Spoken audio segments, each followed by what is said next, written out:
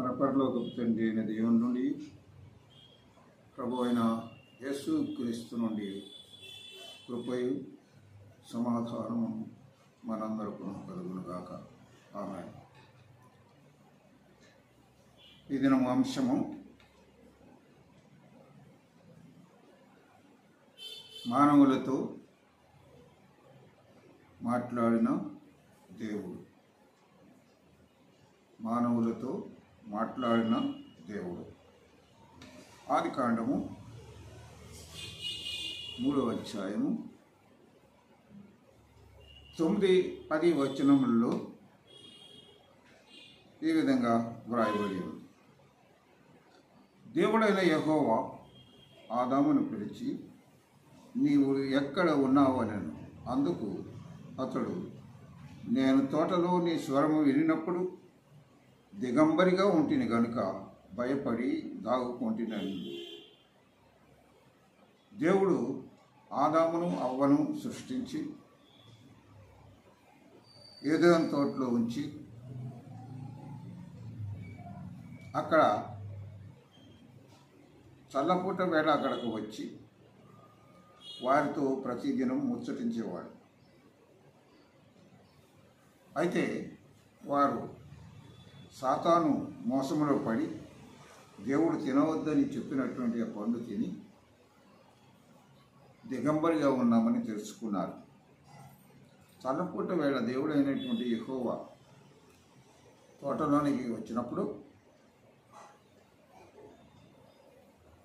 ఆదామును పిలిచి, ఆదామా, నీవు ఎక్కడ ఉన్నావు అన్నప్పుడు ఆదాము ఈ విధంగా సమాధానం చెప్తా ఉన్నాడు.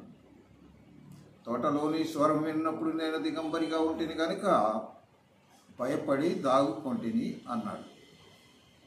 కాబట్టి పాపం చేసిన ప్రతివాడు భయపడి దేవునికి భయపడి దాగుకుంటారు. ఆ విధంగా దేవుడు ఆదాముని అవ్వని సర్పాన్ని భూమిని సమస్తాన్ని శపించి తన సన్నిధిలోంచి త్రోసివేసినట్లుగా, ఏదైనా తోటలోంచి త్రోసివేసినట్లుగా మనము ఆ గ్రంథంలో చదవగలం. కాబట్టి దేవుడు మనుషులతో మాట్లాడినప్పుడు మనుషునిలో పాపము లేకుండా ఉంటే వారు దేవుని సన్నిధికి పరిగెత్తుకొని వస్తాడనే వాక్యాన్ని మనం అర్థం చేసుకోగలుగుతున్నాం. అయితే బైబిల్లో కొంతమందితో దేవుడు మాట్లాడినప్పుడు ఎవరెవరితో ముఖ్యమైన వారిని మనం జ్ఞాపకం చేసుకుందాం. నిర్గమకాండము 33వ అధ్యాయము 11వ వచనంలో ఈ విధంగా ఉంది. మనుష్యుడు తన స్నేహితునితో మాట్లాడినట్లు యెహోవా మోషేతో ముఖాముఖిగా మాట్లాడుచుండెను. తరువాత అతడు పాడెములోనికి తిరిగి వచ్చుచుండెను. అయితే మోషే దేవుని చూడాలని ఆశపడ్డాడు. సినాయి కొండ మీదకి వెళ్ళటం, దేవునితో మాట్లాడటం, ఆయన చెప్పినటువంటి ధర్మశాస్త్రాన్ని ప్రజలకు వినిపించటం జరుగుతూ ఉండేది. ఆ సమయంలో మరి దేవుడు తనతో మాట్లాడుతున్నాడు కాబట్టి ఆయన్ని చూడాలి అనే గొప్ప ఆశ ఆయనలో ఉద్భవించింది. ఆ సమయంలో మోషే దేవుణ్ణి అడుగుతున్నాడు. నిర్గమకాండము 33వ అధ్యాయము 20 నుండి 23 వచనములో దేవుని సమాధానం, నీవు నా ముఖము చూడజాలవు, ఏ నరుడును నన్ను చూచి బ్రతుకడు అనేను. మోషే దేవుని చూడాలని ఆశపడ్డప్పుడు ఆయన అడిగాడు, అయ్యా నీ ముఖం నేను చూడాలన్నప్పుడు దేవుని సమాధానం ఏ విధంగా ఉంది? నీవు నా ముఖాన్ని చూడజాలవు, ఏ నరుడును నన్ను చూచి బ్రతకడు. కనుక నిన్ను ఆ బండలో నేను బండ సందులో ఉంచి నా చేతితో నిన్ను కప్పుతాను. నేను దాటిపోయిన తర్వాత నా వెనుక భాగాన్ని నీవు చూడగలుగుతావు అన్నాడు. కాబట్టి ఇక్కడ చూద్దాం, నిర్గమాకాండము 3వ అధ్యాయము 4 నుంచి 7 వచనముల్లో మరి మోషేతో దేవుడు మొట్టమొదటిగా మాట్లాడినటువంటి ఆ సమయంలో మనం జ్ఞాపకం చేసుకుందాం. దానిని చూచుటకు అతడు ఆ తట్టు వచ్చుట యెహోవా చూచెను. దేవుడు ఆ సమయమందు మోషే మోషే అని పిలిచాను. అందుకతడు చిత్తము ప్రభువా అనను. అందుకు ఆయన దగ్గరికి రావద్దు, నీ పాదముల నుండి చెప్పులు విడువుము, నీవు నిలుచున్న స్థలము పరిశుద్ధ ప్రదేశము అనెను. మరియు ఆయన నీ తండ్రి దేవుడను, అబ్రహాము దేవుడను, ఇస్సాకు దేవుడను, యాకోబు దేవుడును అని చెప్పగా మోషే తన ముఖము కప్పుకొని దేవుని వైపు చూడ వేరొచ్చాను అని వ్రాయబడింది. కాబట్టి మోషే తన మామ అయిన ఇత్రో గొర్రెల మందను కాస్తూ ఓరేపు కొండ దగ్గరికి వచ్చినప్పుడు ఒక పొద నడిమికి కాలిపోతుంటే పొద కాలిపోవటం లేదు, అగ్ని మండుతూ ఉంది. ఈ గొప్ప వింత చూద్దామని అక్కడికి దగ్గరికి వెళ్ళినప్పుడు దేవుడు పొదల మధ్యలో నుంచి మోషేను పిలిచి మోషేతో మాట్లాడినట్లుగా మనము గమనిస్తాం. కాబట్టి అప్పుడు మోషేతో మాట్లాడిన తర్వాత నీ చెప్పులు ఇవ్వమన్నాడు, పరిశుద్ధ స్థలం అన్నాడు. ఆ పరిశుద్ధ స్థలంలో ఉండి ఆయన మోషేతో మాట్లాడాడు. అప్పుడు దేవుడైనటువంటి యెహోవా మోషేని పిలిచి నా ప్రజలైనటువంటి ఇశ్రాయేలును ఐగుప్తు చెరలో నుండి తీసుకొని రావడానికి నేను ఫరో వద్దకు పంపుతున్నానయ్యా అన్నప్పుడు అతడు నేను నాలుక మాంద్యం గలవాడిని అన్నాడు. కాబట్టి ఆ మాంద్యాన్ని తీసివేసి మహా జనాంగాన్ని ఐగుప్తులోంచి నడిపించడానికి శక్తి దేవుడు మోషేకి దయచేసినట్లుగా మనం అక్కడ గమనించగలం. ఇక మరి ఇంకెవరితో మాట్లాడాడు చూద్దాం. ఆదికాండం 16వ అధ్యాయము 7-8 వచనాలు. యెహోవా దూత అరణ్యములో నీటి బుగ్గ యొద్ద ఆమెను కనుగొని, శారయి దాసివైన హాగరు, ఎక్కడి నుండి వచ్చితివి, ఎక్కడికి వెళ్ళుచున్నావు అన్నాను. కాబట్టి అబ్రహాము శారయిల దాసి అయినటువంటి హాగర్ను శారయి శ్రమ పెట్టినందున ఆమె దగ్గర నుంచి ఆమె పారిపోతున్నట్లుగా మనం చూస్తున్నాం. ఆమె పారిపోతున్నప్పుడు దేవుడు తన దూతను పంపించి ఆ శారాదాసి అయిన హాగరుతో మాట్లాడినట్లుగా ఇక్కడ మనం చూడగలుగుతాం. 21వ అధ్యాయం 17వ వచనంలో, నేడు ఆ చిన్నవాని మొరను దేవుడు వినెను. అప్పుడు దేవుని దూత ఆకాశం నుండి హాగరును పిలిచి, హాగరు, నీకేమి వచ్చినది? ఆ చిన్నవాడున్న చోటు దేవుడు వాని స్వరము విని ఉన్నాడు అన్నాడు. కాబట్టి ఆ హాగరు ఆ కుమారుని ఎత్తుకొని అరణ్యంలో నుంచి వెళ్ళిపోయినప్పుడు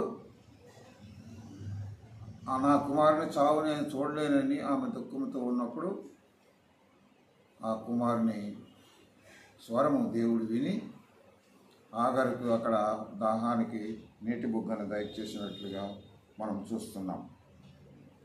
ఆదికాండము 6వ అధ్యాయము 13వ వచనములో నోవాహుతో దేవుడు మాట్లాడిన విధానం చూద్దాం. యెహోవా, నీవు లేచి నీ దేశము నుండి, దేవుడు నోవాహుతో, సమస్త శరీరుల మూలముగా భూమి బలత్కారముతో నిండి ఉన్నది కనుక నా సన్నిధిని వాటి అంతము వచ్చి ఉన్నది.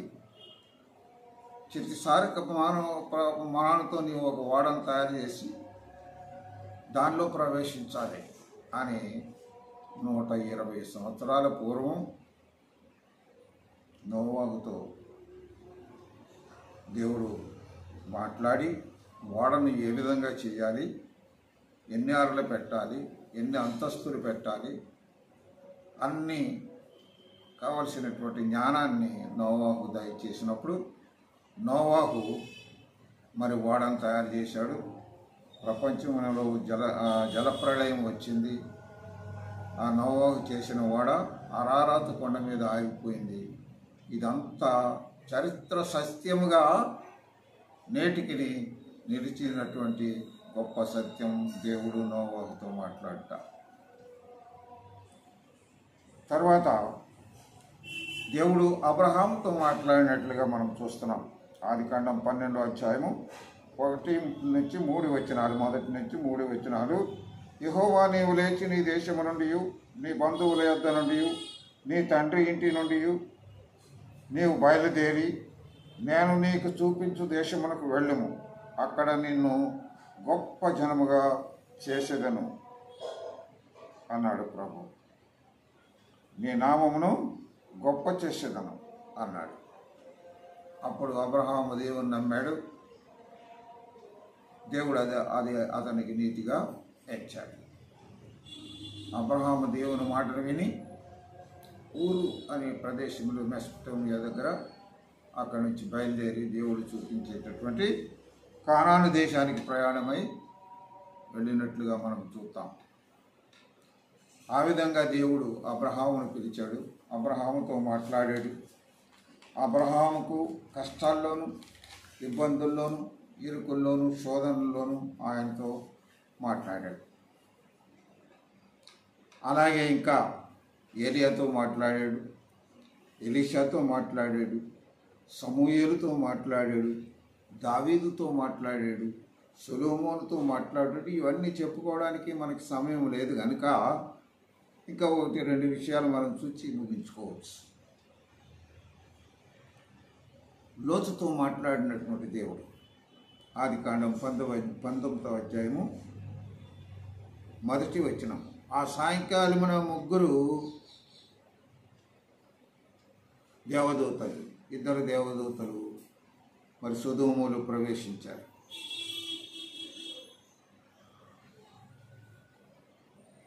ప్రవేశించి గవని యొద్ద కూర్చున్నటువంటి ఆ లోతుతో మాట్లాడారు. సొదొమ యొక్క పాపము ఎక్కువైపోయింది కాబట్టి సొదొమ మీద అగ్ని గంధకాలు కురిపిస్తాను, నీవు నీ ఇంటి వారిని రక్షించుకోవడానికి ఇక్కడ నుండి బయటికి వచ్చేయమన్నాడు.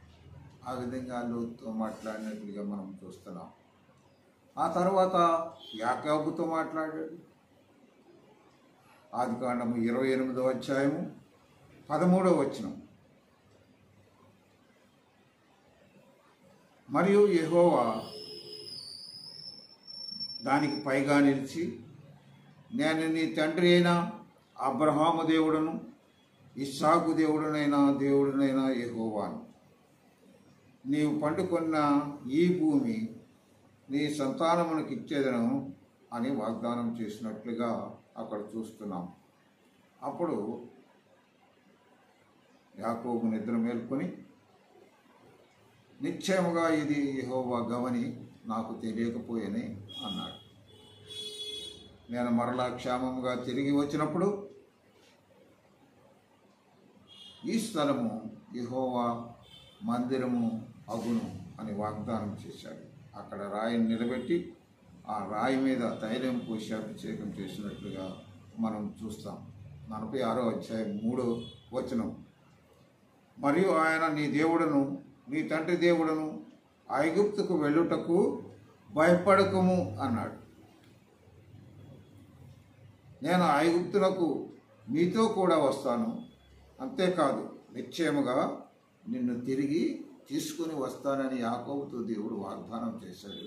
అదేవిధంగా తన వాగ్దానాన్ని నెరవేర్చి ఐగుప్తులో నుండి మోషే ద్వారా మరి అరణ్యములో నడిపించి పాలు దేనులు ప్రవహించి ఆ ప్రదేశాన్ని చేర్చినట్లుగా మనం చూస్తూ ఉన్నాం.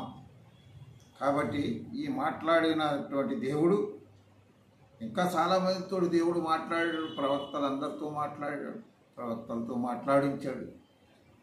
అవన్నీ చూసుకోవడానికి మనకి సమయం కొద్దిగా ఉంది కాబట్టి